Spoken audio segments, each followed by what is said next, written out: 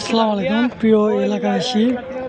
নরসদপুর বাজারে আজকে একটি গরু বিক্রি হয়েছিল, কিন্তু গরু পছন্দ করার পর যে গরু নিয়েছে তাকে আর খুঁজে পাওয়া যাচ্ছে না। টাকা কোনো দায় নেই।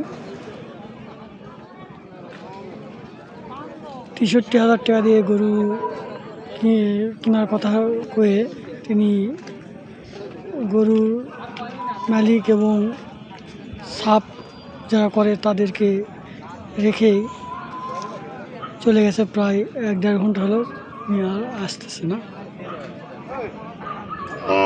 দেখতে পাচ্ছেন রাত হয়ে গেছে, তিনি তার খোঁজ নেই এখনো। এটা যারা করে তাদেরকে আইনের আওতায় আনা হোক। গরু কেনার কথা কয়ে ১-১.৫ ঘন্টা বসতে এখনো আসেনি। ৭টা বাজতে চললো, এখনো আসেনি।